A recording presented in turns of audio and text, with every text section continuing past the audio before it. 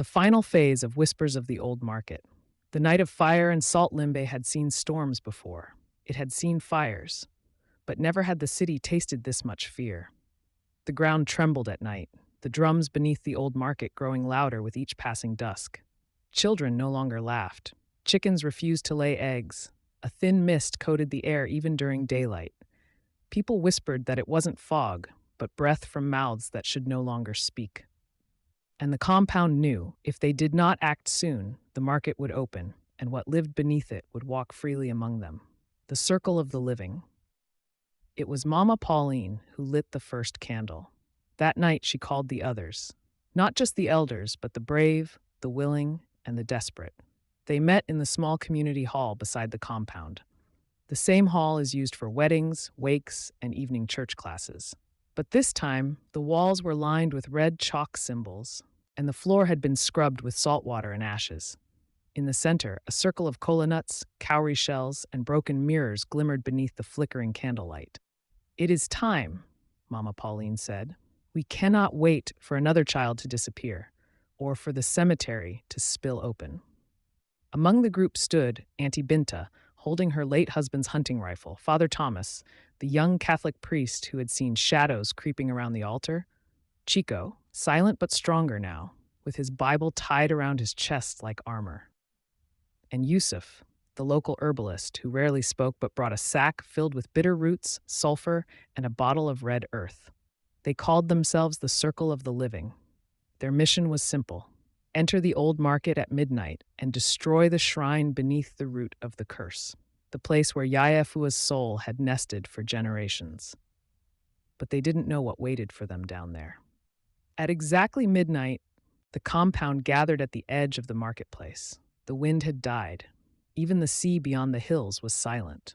They broke the old wooden lock that barred the market's underground storage, a rusted stairway leading down to what had once been a colonial bunker. The stairwell smelled of wet stones and forgotten things. As they descended, candles flickering, they saw markings on the walls, carvings of faces, mouths open, eyes gouged out. Some looked like people they knew. They reached a vast chamber, and there, in the center, was the shrine. It was made of bones and melted glass, adorned with human hair, and dripping with what looked like black oil. At the top sat the red cloth effigy of Yaya Efua, eyes sewn shut, mouth open in a scream, and around it, they came. From the cracks in the earth, from the shadows in the stone, they crawled, rat moles, grotesque and twitching, some wearing scraps of human skin, others with glowing yellow eyes and hands like twisted claws. They moved in a circle, whispering in a language older than language. Mama Pauline did not flinch.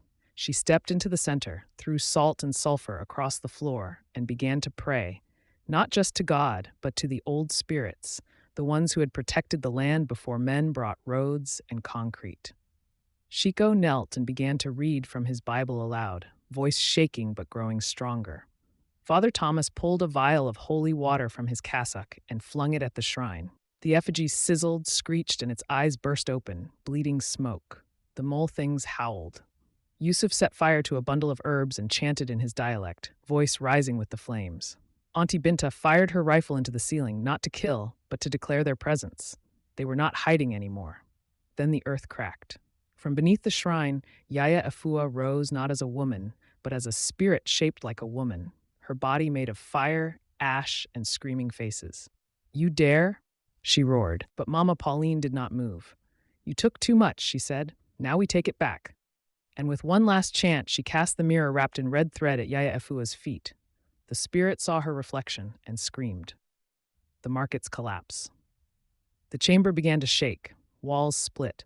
The shrine erupted in blue fire. The mole creatures scattered, clawing at the stones. The roof collapsed in parts, sending dust and bone into the air. The circle of the living ran. As they emerged back into the market square, the ground beneath them gave way. The entire shrine chamber sank, taking with it the roots of the evil that had haunted them for generations. A wind rose, and the mist lifted.